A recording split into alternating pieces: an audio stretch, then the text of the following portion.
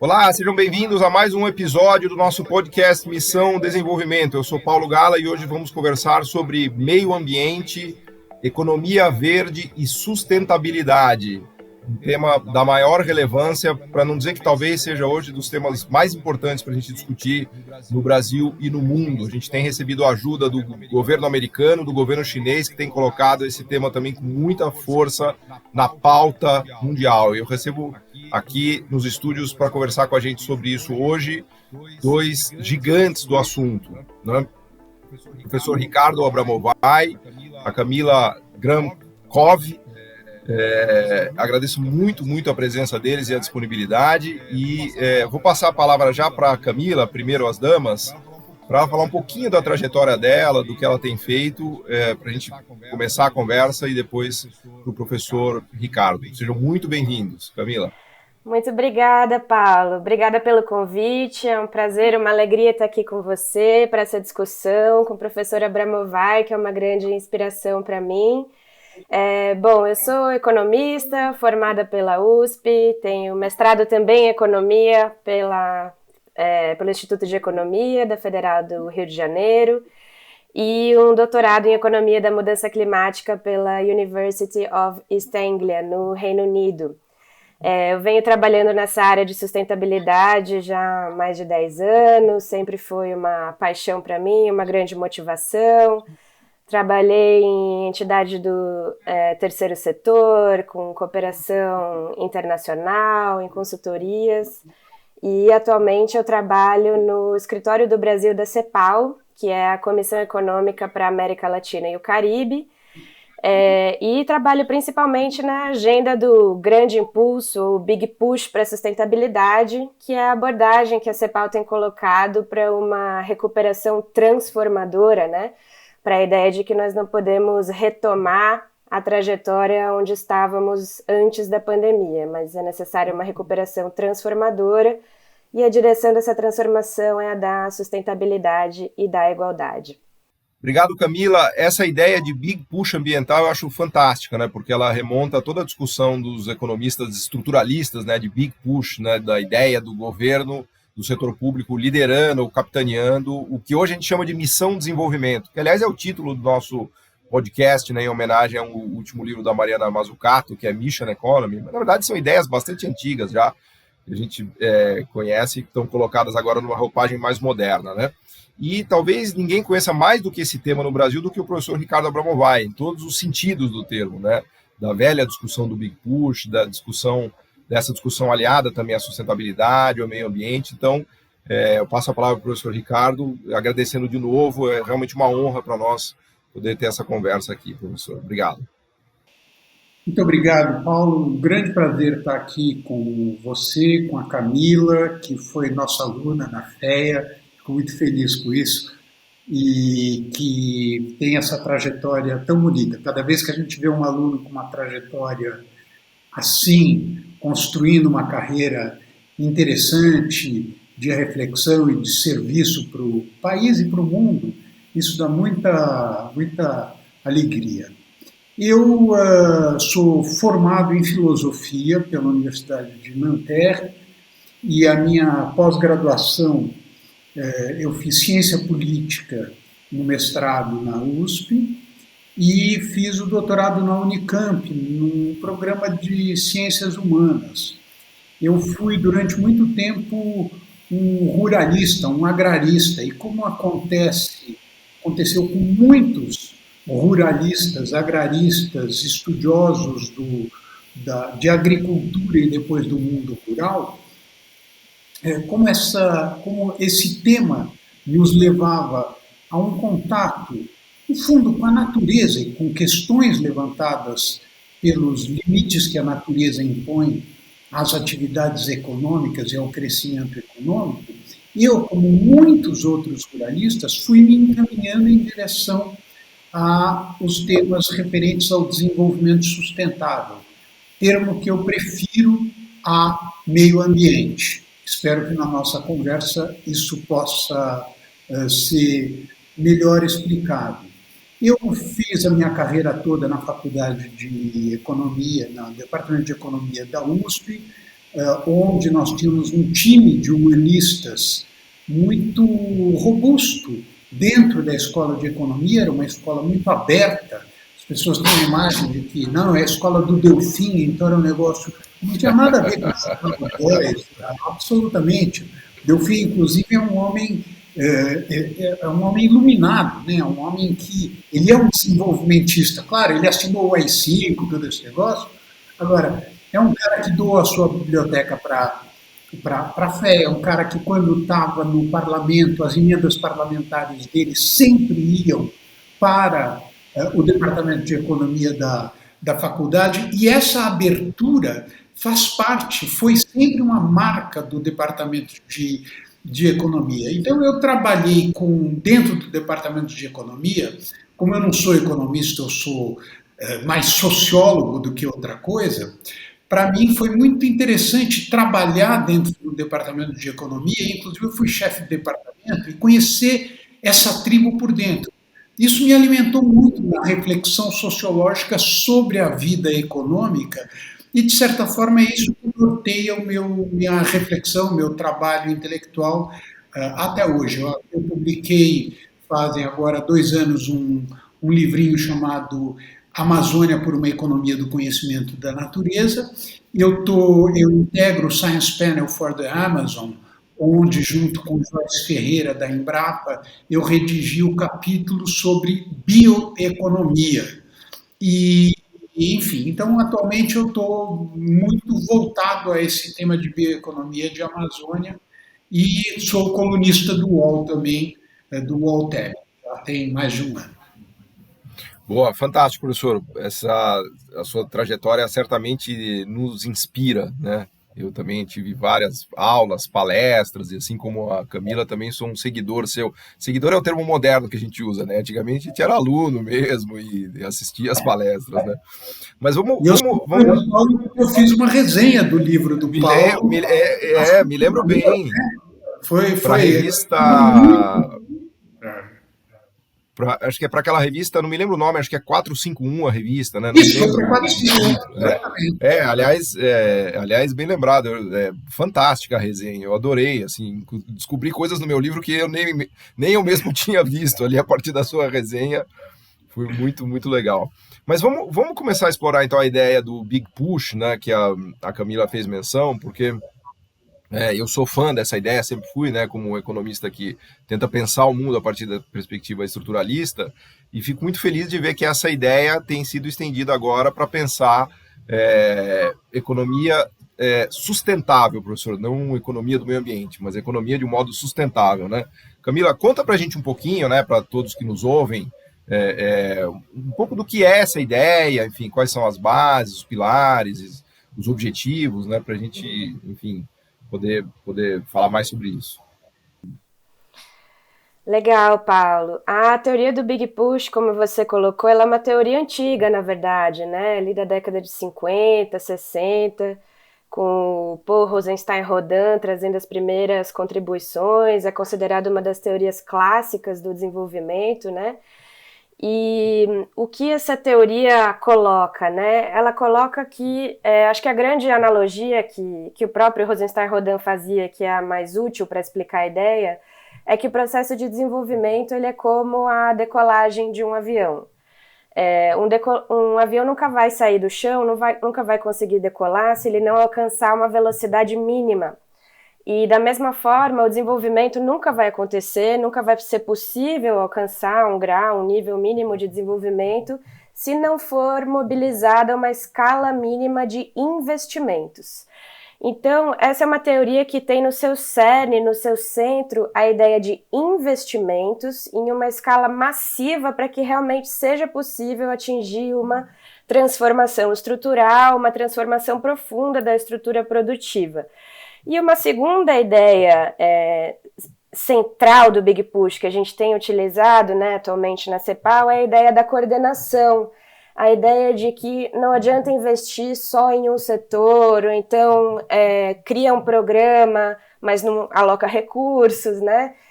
Tem muito essa ideia da coordenação, que depois até foi demonstrada por teoria dos jogos, a ideia de que somente vão ser rentáveis investimentos em um setor se forem feitos simultaneamente, paralelamente, investimentos em outros setores. Então, a gente tem buscado, na CEPAL, trazer para a atualidade essa teoria do Big Push e trazer para o contexto específico da América Latina e do Caribe. Então, o que a gente percebe é que quando a gente fala em a gente não se perdeu da ideia de transformação estrutural, desenvolvimento como um processo de transformação estrutural, não só quantitativo, né, principalmente em termos de renda per capita, mas principalmente qualitativo, né, qual que é a qualidade desse crescimento e o que isso implica para a população e, mais atualmente, para a qualidade ambiental. E o que a gente percebe é que há paralelos muito claros entre a profundidade da transformação que a gente está falando, quando a gente fala de uma transição para economia de baixo carbono, transição para economia verde, para dar um número concreto, né, um cenário concreto para a gente alcançar os objetivos do Acordo de Paris, de manter o aquecimento global em até 2 graus Celsius ou até 1,5 grau, né, vai ser necessário atingir emissões líquidas zero neste século. Então, de fato, é uma transformação muito profunda, né?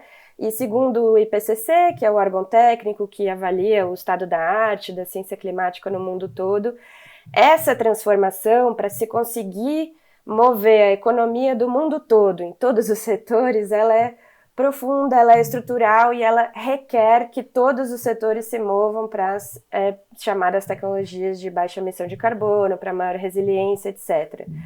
Então, a gente faz um paralelo entre a escala dessa transformação necessária para se alcançar a sustentabilidade ambiental do desenvolvimento com as sinergias com o próprio processo de desenvolvimento propriamente dito. Então, a gente tem trabalhado muito nessa ideia das sinergias, né, de analisar os investimentos de baixo carbono, investimentos verdes, buscando tanto identificar, claro, o potencial de redução de emissões, onde que estão as grandes oportunidades para reduzir a contribuição para o aquecimento global, mas principalmente com esse olhar de desenvolvimento. Quais são esses setores que podem trazer essas duas coisas simultaneamente, né? E no ponto da complementariedade, a gente também vê que essa questão da teoria é muito presente quando a gente discute uma recuperação transformadora, né? Com sustentabilidade e com igualdade. Então, para dar um exemplo aqui, trazer para o mundo mais concreto, não vai adiantar muito você apenas eletrificar a frota de veículos. Agora sai todo mundo andando com carro elétrico, ônibus elétrico, se não forem feitos investimentos paralelamente em infraestrutura de recarga, em provisão de fontes renováveis da energia que vai abastecer esses veículos. Então é só essa coordenação dos investimentos em várias áreas que vão trazer os objetivos desejados nas 3 dimensões, né? Econômica, social e ambiental. Então, em resumo, é uma abordagem muito centrada em investimentos e na capacidade transformadora desses investimentos em relação ao modelo, o estilo de desenvolvimento.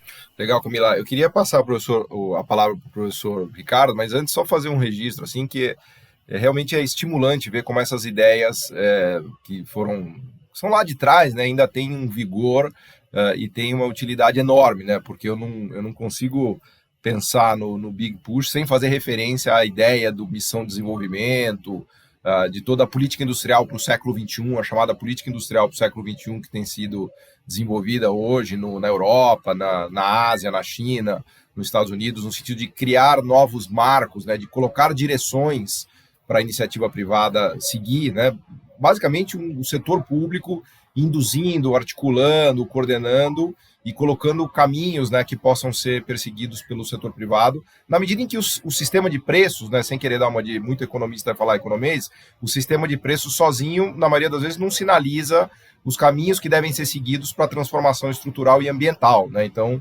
muitas vezes uma nova tecnologia não é lucrativa na partida, né? Pensa, sei lá, em painéis solares, né? Lá atrás os painéis solares não eram lucrativos, eram tinha um custo absurdo, né? E depois de todos os subsídios e medidas que o governo alemão usou, o governo chinês, o governo americano, hoje a tecnologia de painéis solares já é uma tecnologia bastante interessante para o setor privado explorar, né? E, enfim, podia falar de milhares, mas eu queria passar a palavra para o professor Ricardo para ouvir dele um pouco a visão, né, em relação a esses temas que são, na verdade, são muitos temas, né? A gente está falando aqui de big push, de transformação ambiental, de economia sustentável, de papel do Estado na liderança e na coordenação, e no papel da iniciativa privada e das empresas também para turbinar e acelerar isso, né, professor? Eu sei que são tantas questões que quase nem é uma pergunta, mas eu queria ouvir as suas reflexões sobre essas emoções, por assim dizer, né? Paulo, Camila, eu acho que o ponto de partida para dar continuidade a isso que a Camila colocou é a gente constatar que nós estamos vivendo, na verdade desde 2008, mas agora isso ficou mais do que claro, o fim de um estilo de crescimento econômico, de crescimento capitalista, que teve início nos anos 70, não só com as políticas econômicas preconizadas por Margaret Thatcher, Ronald Reagan, etc., mas por um arcabouço institucional e político-cultural que, como eu disse, meu trabalho é mais sociológico do que econômico, mas é em sociologia econômica, então há um livro fantástico sobre isso, de Neil Fligstein, chamado Arquitetura do Capitalismo do Século XXI, onde ele mostra a ascensão do shareholder capitalism, do capitalismo dos acionistas. Isso é muito importante porque a crise do keynesianismo e a crise das formas de gestão econômica e de intervenção na economia que resultaram na crise fiscal dos anos 70, na estagflação, tudo isso deu lugar a uma cultura econômica entre economistas, entre empresários e entre administradores públicos. E essa cultura econômica tinha por essência a ideia de que os mercados são mais inteligentes do que qualquer forma de planejamento e de intervenção humana sobre a sociedade. Os trabalhos do Jansen vão nessa direção. Isso não se aplicava apenas ao Estado, não era apenas uma doutrina e uma elaboração que resultava no quase completo afastamento do Estado da gestão econômica. Isso se aplicava também às empresas. Então, a burocracia empresarial é uma burocracia que impede a inovação. A verdadeira empresa e a empresa da chamada nova economia é a empresa que se rege pelos sinais imediatos do mercado. É o mercado que vai dizer onde a empresa tem que investir. Por isso é o shareholder capitalismo. As burocracias empresariais são fatores de paralisia para as empresas por essa concepção. E essa concepção acabou dando lugar ela foi acompanhada de crescimento econômico, etc., mas ela foi acompanhada de um espetacular crescimento do mundo financeiro. E uma das coisas que a Mariana Mazzucato, nesse livro que o Paulo citou, né, a Missão Economia, uma das coisas que ela cita é o quanto o mundo das finanças se descolou da economia real. Ou seja, como o mundo das finanças investe fundamentalmente em finanças. E uma parte muito pequena é investida em infraestrutura, etc. O livro do Michael Sandel, Contra a Meritocracia, também toca nesse ponto. Pois bem, essa forma, essa concepção da gestão capitalista que entra em crise com a crise de 2008, agora ela foi definitivamente sepultada. Quer dizer, é só na cabeça de gente muito atrasada, que enche a boca para dizer assim, eu me formei na Universidade de Chicago 50 anos atrás, eu sei o que são os mercados. É de uma incapacidade de acompanhar o que está acontecendo no mundo extraordinária. E, a meu ver, a grande mudança que nós estamos vivendo é que, pela primeira vez, num grande país capitalista, o objetivo da política econômica não é o crescimento econômico. O objetivo da política econômica de Joe Biden é duplo: é combater as mudanças climáticas e reduzir as desigualdades. O crescimento econômico será um resultado de um esforço, de um empenho por atingir esse duplo objetivo. Reinserir a ética no interior da economia, e a Amartya Sen mostra bem que a economia, na sua origem, ela nasce da pluma de um professor de ética, eu estou citando ética e economia, e justamente com a Revolução Marginalista nós temos essa radical dissociação entre economia e ética. O que nós estamos vivendo no mundo contemporâneo, a meu ver, que é o mais importante, é que essa intervenção do Estado, da qual Mariana Mazzucato fala e que ela preconiza, etc., ela tem por fundamento a ideia de missão. A ideia de missão é uma ideia de natureza ética, ou seja, é uma renúncia ao conceito segundo o qual a vida econômica é uma espécie de mecânica dos interesses cujo resultado só pode ser construtivo. Isso poderia ser verdade em algum momento da história do capitalismo. No mundo com tanta desigualdade, onde a desigualdade avançou tanto, e tão ameaçado por uma relação predatória entre a vida econômica e as bases de sustentação da vida natural, em que essa vida econômica repousa e que ela está destruindo sistematicamente, a economia, os atores econômicos, eles não têm como deixar de pensar nessa dupla dimensão que tem natureza ética. Então, para mim, o grande impulso, por isso que ele não é ambiental, ele é socioambiental, em primeiro lugar, e, em segundo lugar, ele é subjacente ao grande impulso a uma noção de desenvolvimento que ninguém melhor que a Amartya Sen elaborou, ao dizer que o desenvolvimento é a expansão das liberdades substantivas dos seres humanos. É isso que está em jogo hoje no mundo, e é com relação a isso que, infelizmente, o nosso país e a política econômica que está sendo preconizada, onde ainda se acredita que, se os atores econômicos tiverem liberdade de atuação, tudo vai acontecer para o melhor dos mundos. Quer dizer, que é uma crença completamente extemporânea, uma crença de quem leu 3 vezes Keynes, mas não conseguiu se descolar do que aprendeu em Chicago 40 e 50 anos atrás. E nem no Chile mais, né, professor? Nem no Chile mais, que essas ideias eram famosas, né, dos 70 e 80, elas têm alguma força. Mas eu queria, antes de falar da catástrofe brasileira, né, que eu acho que quando a gente começar a falar de Brasil, a gente não vai parar mais de falar de Brasil. Eu queria só explorar um pouquinho, Camila, aproveitando a sua grande experiência, o seu conhecimento, sobre falar um pouco sobre os big pushes que já estão acontecendo no mundo, né? Porque quando eu olho, por exemplo, o plano dos governos chineses, que estavam numa situação também catastrófica ambiental em 2013, 14 e 15, eu me lembro, por exemplo, de episódios em que o aeroporto de Pequim fechava de tanta poluição que tinha que a visibilidade do aeroporto ia para zero, né?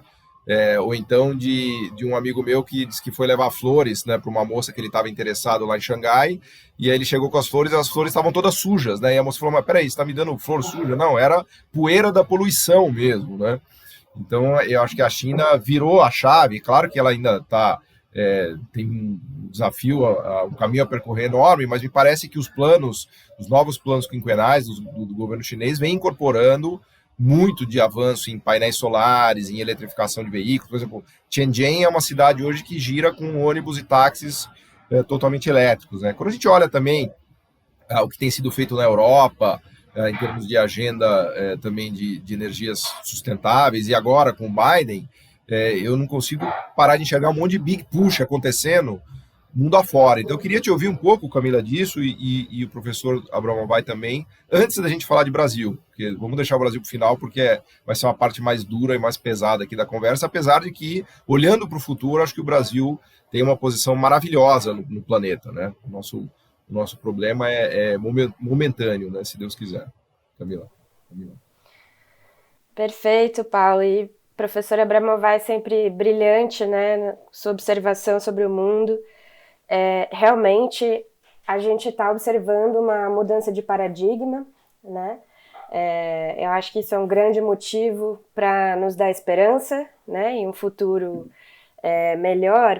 E um ponto que eu queria trazer para esse contexto, né, os big pushes que o mundo todo está fazendo, é que uma das grandes partes dessa mudança de paradigma é a visão sobre política climática e desenvolvimento. Se antes da grande recessão 2008-2009, né, anterior ainda, sem chegar na atual, já havia uma crescente conscientização, né? Ali na década de 2000 foi lançado o relatório Stern, né? Que colocava que o aquecimento global é a maior falha de mercado de todos os tempos, colocou os primeiros números ali na ponta do lápis, e para relembrar, né? Nesse relatório, que é de 2007, o Stern e a equipe dele estimou um custo da inação, ou seja, não vamos fazer nada, vamos seguir as tendências de desenvolvimento históricas. Esse custo seria entre 5% e 20% do PIB ao ano. E vamos colocar isso em perspectiva, né? Essa grande crise que nós estamos vivendo hoje, a queda do PIB de 2020 no Brasil foi de 4,1%. Então nós estamos falando de crises de grande magnitude, que não são estanques, ou seja, não são em um ano só, que se acumulam e que chegam muito perto dos chamados pontos sem retorno, né? Os tipping points, a partir dos quais você não consegue mais andar para trás. Então, realmente, é um cenário baseado na ciência, isso é importante colocar, né? Muita gente acha, né, que essas projeções podem ser maluquices, mas é isso que a ciência nos aponta, é isso que nós sabemos hoje, com os melhores modelos existentes, mais sofisticados. E o próprio Stern diz hoje que ele foi conservador em suas estimativas, portanto ele não conseguiu capturar de maneira adequada todos os custos, os danos do aquecimento global. Enfim, tinha o relatório Stern, naquela época o próprio IPCC ganhou o prêmio Nobel, naquela época também saiu o Explica pra gente IPCC, Camila, explica pra gente IPCC, porque a gente não tá a par do jargão aqui. Desculpa, coisa da bolha, né? O IPCC é o Painel Intergovernamental de Mudança Climática. Ele é um corpo técnico e político, no sentido de que tem representantes de governo também, que revisa o estado da arte, ou seja, o IPCC não produz novo conhecimento, ele revisa o que existe de publicações, de relatórios técnicos, o que nós sabemos sobre mudança do clima. E é importante você ter colocado isso, Paulo, porque esse é um contexto importante para nos levar onde nós estamos hoje e os tantos big pushes, né, como você colocou, que estão pipocando aí pelo mundo. O IPCC, no seu último relatório, que é de 2014, está para sair o próximo em breve, ele coloca dois resultados principais dessa análise do estado da arte. O que nós sabemos, o que a ciência nos permite dizer sobre clima. Primeiro ponto, o aquecimento global é inequívoco. Inequívoco, não há mais dúvidas do ponto de vista científico de que o globo está aquecendo. Segundo, conclusão importante. A causa dominante desse aquecimento global é a ação antrópica, ou seja, é a ação provocada pelos seres humanos. Então a ciência é clara, né? Quando a gente ouve a Greta gritando a plenos pulmões é porque realmente é claro, assim, não tem margem para outras interpretações, né? É um problema sério. Claro que ainda há muitas dúvidas e incertezas sobre os impactos e quando que isso vai acontecer, quão próximos estamos ou não dos colapsos, dos tipping points, mas o que é fato é que quanto mais a ciência avança, quanto mais se estuda sobre esse tema, mais fica claro que a gente está muito mais perto de situações extremas, de situações perigosas, de altíssimo risco do que se imaginava antes. Então, esse é um contexto importante, porque, voltando ao ponto, então, um pouquinho antes da erupção, né, da grande recessão de 2008 e 2009, tinha esses grandes relatórios e estava se criando uma conscientização sobre esses temas, uma quantificação econômica dos custos da inação, e aí chegou a crise. E por que isso é importante? Porque foi ali, em 2008 e 2009, que começaram a pipocar as primeiras propostas e conceitos de crescimento verde, de recuperação verde. A primeira proposta do Global Green New Deal surgiu nesse contexto. A própria Rio+20, com o tema de economia verde, foi alimentada, né, por esse espaço. O Obama teve um papel ali também, né, que eu me lembro na época, né, de começar a chamar também, atenção. Né? Sim, o Obama foi um grande convocador, né, desse debate, dessas agendas. E o que é a principal mudança de paradigma, então, nesse momento, é que as políticas climáticas passaram a ser colocadas como propulsoras da recuperação. Investimentos de baixo carbono, grandes pacotes de estímulos fiscais verdes como drivers, motores do desenvolvimento econômico. Então foi uma inversão, né, uma mudança paradigmática. Se antes predominava uma visão de que proteger o clima significa necessariamente impedir o desenvolvimento, o crescimento econômico, com a crise vieram essas propostas buscando reconciliar esses temas da proteção ambiental com o desenvolvimento econômico. E isso é muito importante porque quando a gente chega para o momento atual, para essa pandemia, que é uma crise de proporções muito mais dramáticas do que foi a grande recessão 2008 e 2009, a gente já chega nesse momento com aprendizados, tanto em termos desses conceitos, de propostas que foram desenvolvidas, mas também de experimentos. Os primeiros pacotes de estímulo fiscal verde, né, primeira vez na história que os países reagiram a crises explicitamente com estímulos fiscais verdes foi na grande recessão de 2008 e 2009. A China foi o país que apresentou o maior pacote na época, com mais de 200 bilhões de dólares para principalmente infraestrutura verde, né, energias renováveis, ferrovias, etc. Mas se a gente pegar a Coreia, que é um país que você cita muito, né, Paulo, nos seus estudos, aí, no seu trabalho, a Coreia foi um país que o pacote de estímulos total dela, mais de 80% desse pacote era verde. E foi o país que proporcionalmente... Isso agora, isso você está dizendo agora, na crise agora do Não, Covid. ainda no lá anterior. atrás. E agora eu vou chegar, então, para não tomar muito do tempo na crise atual, porque essa experiência mostrou para os países que é possível, sim, apostar em saídas dessa natureza para crises, né? E a gente vê que hoje, quando a gente chega hoje na crise da pandemia de Covid-19, a escala desses estímulos já é muito maior. Se em 2008 e 2009 era em torno de 500 bilhões de dólares, hoje a gente já está falando de estímulos verdes quantificados, anunciados na escala de 1,8 trilhões de dólares, né? Então, eu estou chegando nesse ponto porque hoje em dia existe uma percepção consolidada de que este é um caminho para a recuperação econômica e mais do que isso, nessa linha de missão, né, de que a recuperação ela já tem que estar orientada para o futuro, de que se a gente adotar as mesmas políticas das outras crises, nós vamos parar onde nós estávamos antes. Não, nós precisamos ter claro qual é o futuro que se deseja construir, né? E a questão da sustentabilidade é um tema emergente, né, nessa questão de futuro. Então, o que a gente observa hoje? Que tem diversos planos, né, Paulo? Só para dar alguns exemplos, claro, a China tem a civilização ecológica, planos bem estruturais, né, nessa área.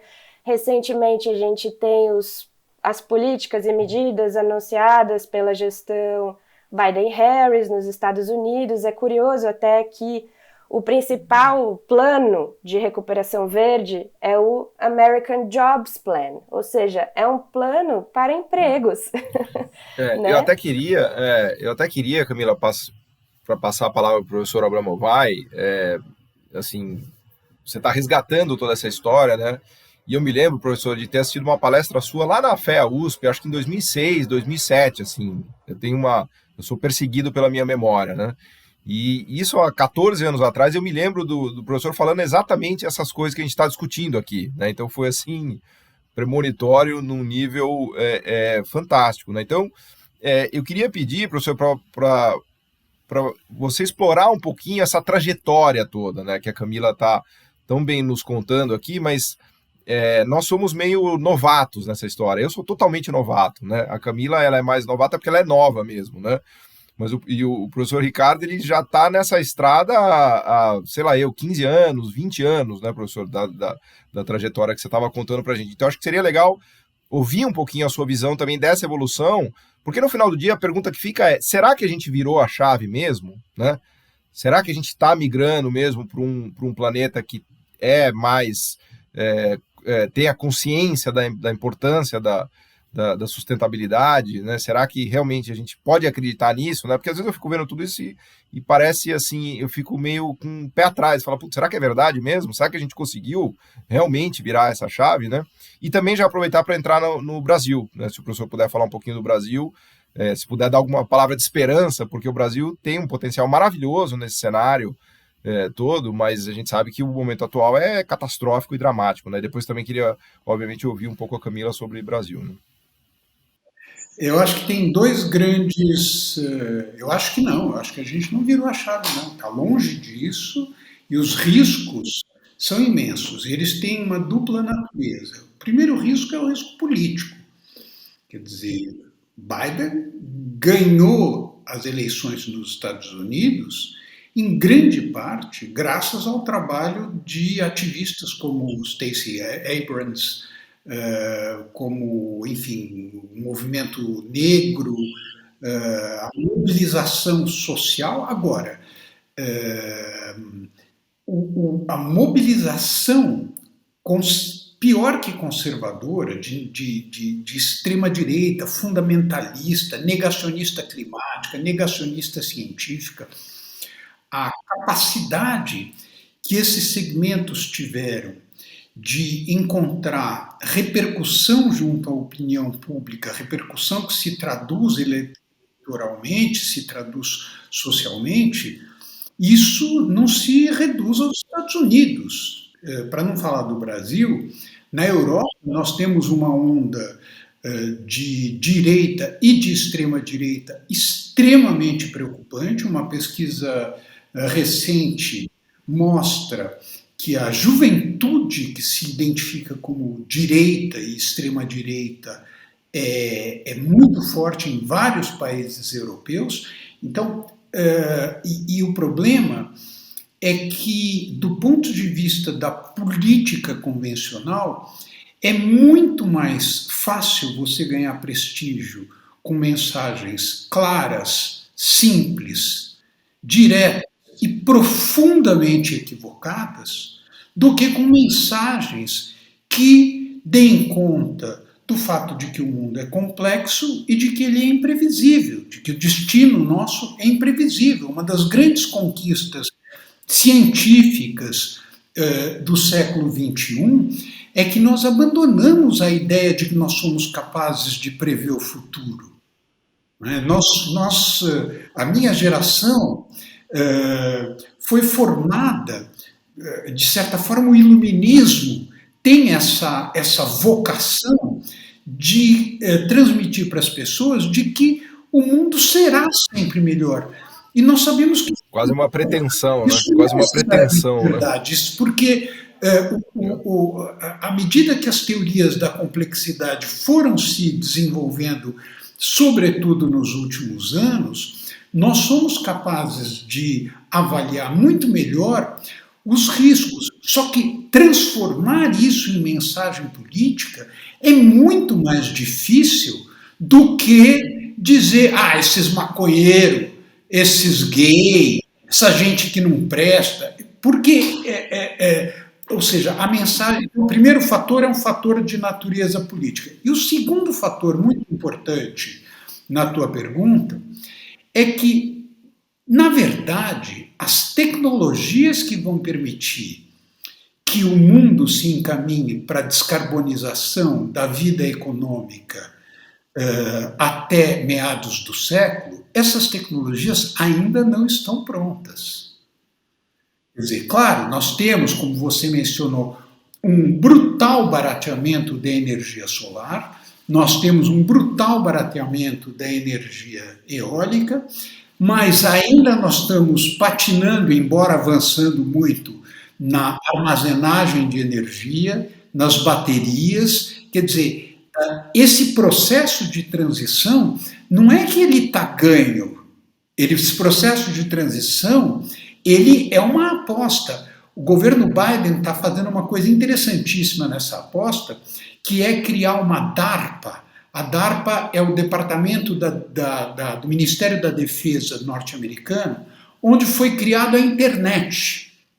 As pessoas acham que a internet foi inventada pelo Mark Zuckerberg. Não, a internet foi criada pelo governo americano. É uma obra do Estado americano. Isso é outra coisa que a Mariana Mazzucato insiste muito. Pois bem, e a DARPA tem um jeito de funcionar muito interessante, que ela financia inovação, e ela é uma agência, esse é um ponto muito importante da Mariana Mazzucato, ela é uma agência estatal que pode correr risco. Um dos grandes problemas com relação a essa mudança, a esse keynesianismo ambiental, como a Camila chama no texto dela, ao falar do grande impulso ambiental, um dos grandes problemas do keynesianismo ambiental é que, sobretudo na América Latina, o Estado não pode nunca correr risco, porque se o Estado correr risco, o Tribunal de Contas vem e diz que é corrupção. Não há dúvida que há muita corrupção, etc. Mas se a gente quiser um Estado inteligente, etc., nós precisamos ter um Estado que corra. Pois bem, o que o Biden está fazendo agora? Ele está criando uma DARPA, que é uma agência pública que corre risco de fazer investimentos, de promover concursos, umas coisas bem malucas que eles fazem, mas que é um dos grandes berços da inovação nos Estados Unidos.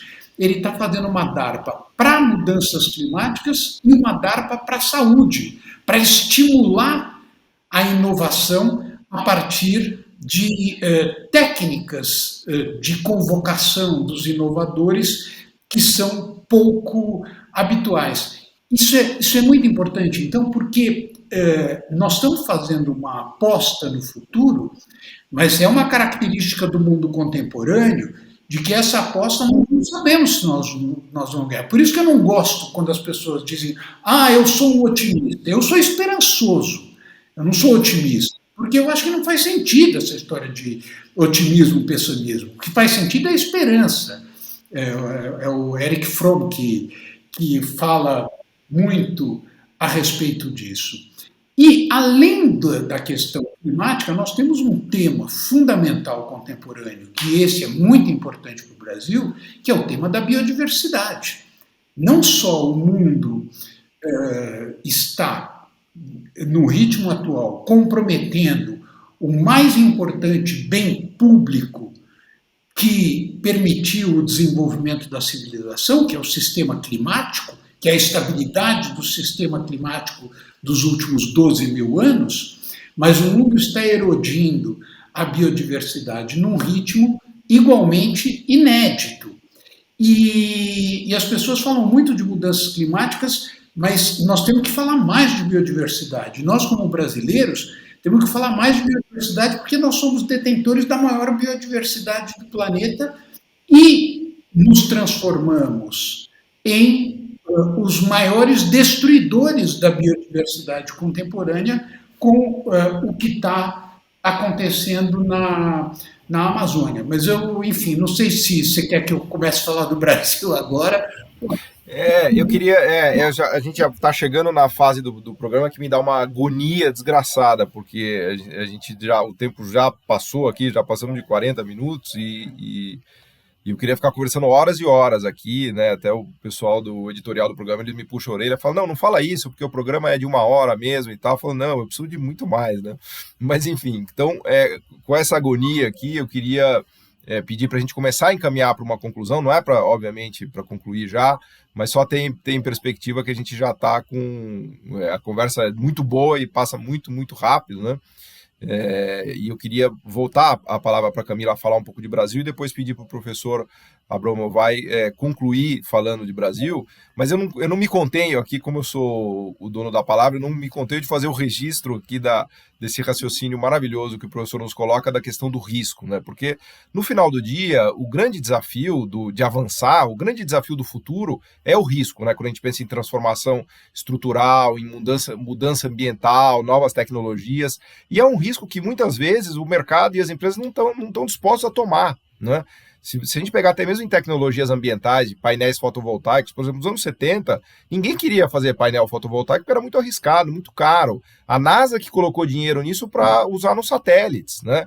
No Brasil, a gente teve um papel fundamental do BNDES ao assumir o risco dos parques eólicos do Nordeste. Hoje a gente tem 10% da energia brasileira eólica no Brasil, graças ao risco que o BNDES tomou, né?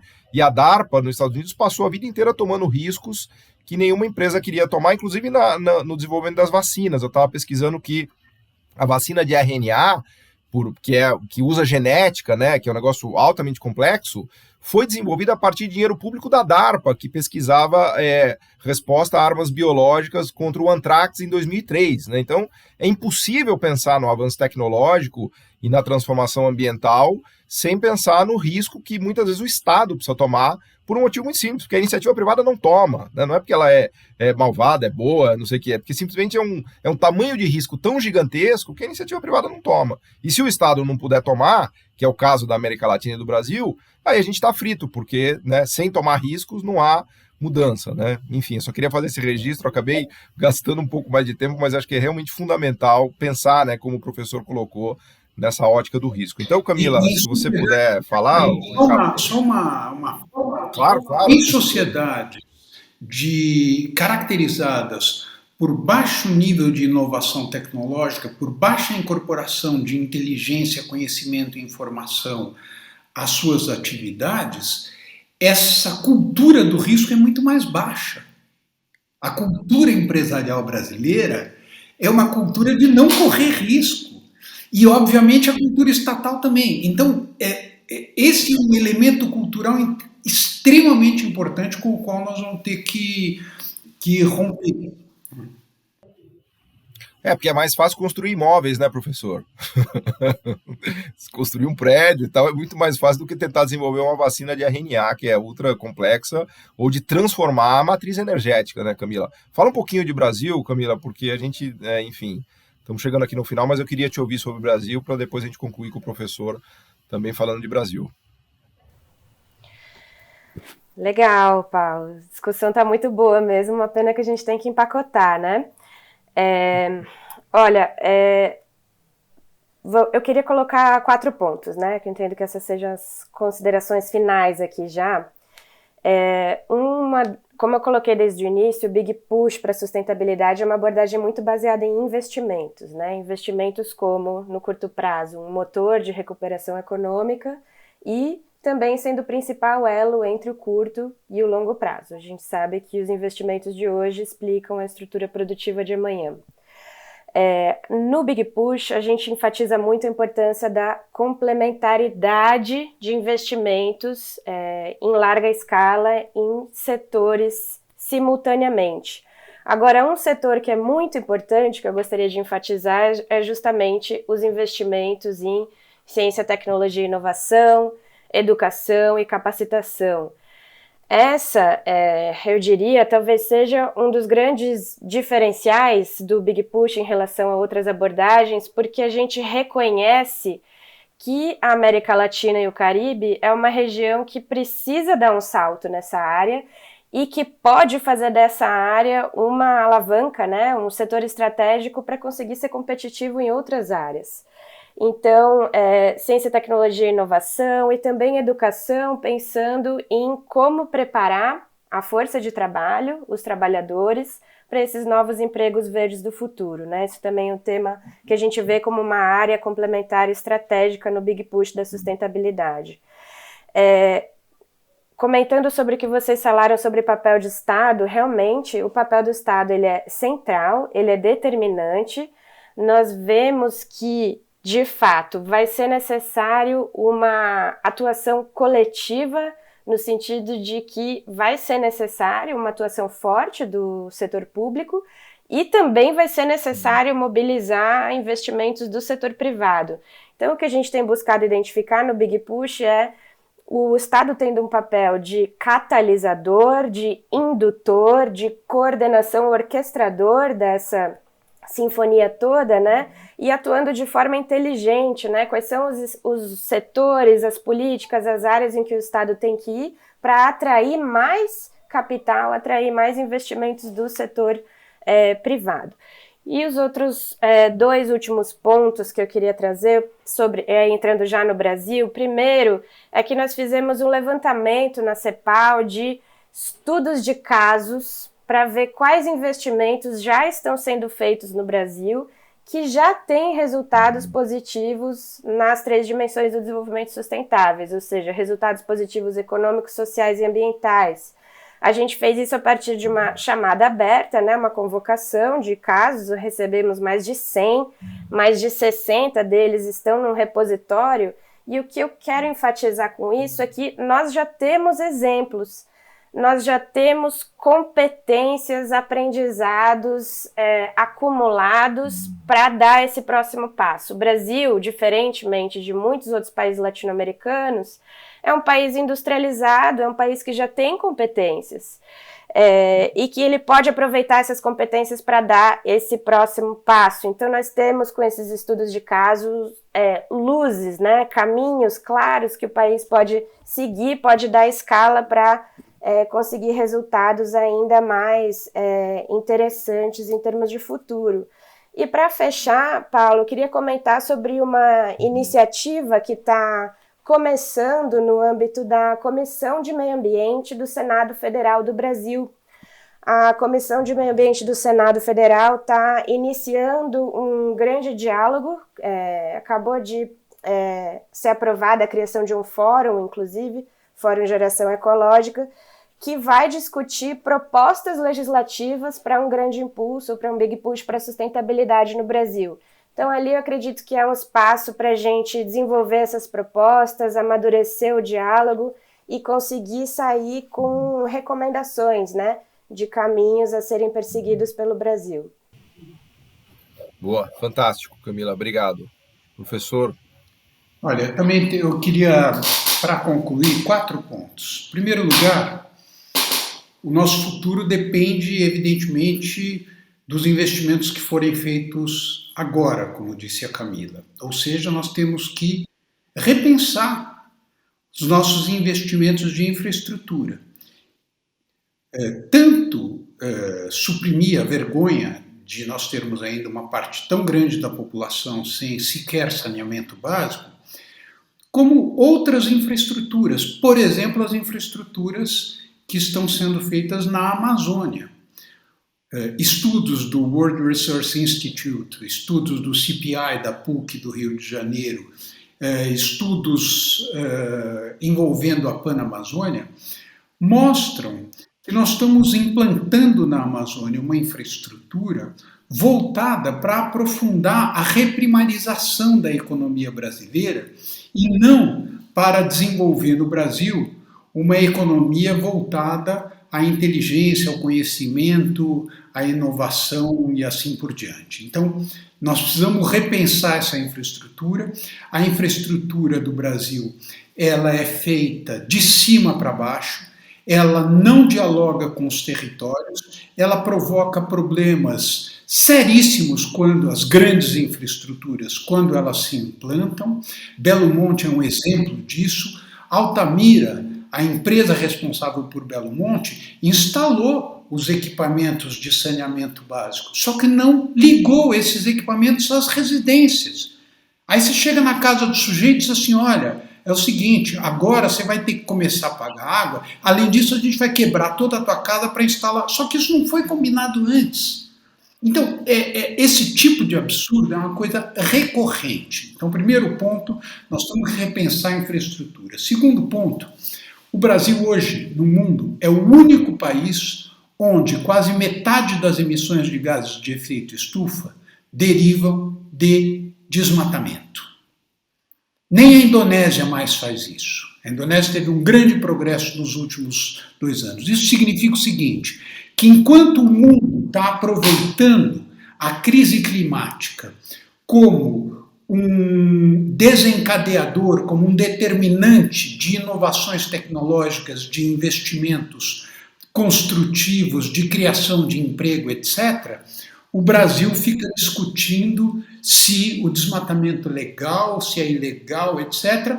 E, no fundo, o que está acontecendo é que quem está hoje no comando no Brasil tem como cultura compactuar não apenas com a informalidade e com a ilegalidade, mas com a criminalidade representada pelo desmatamento. Há desmatamento porque há invasão de terras indígenas, invasão de terras públicas, apropriação de patrimônio público sem punição dos responsáveis por essa apropriação, e isso se repercute numa deterioração do tecido democrático que é extremamente grave para o país.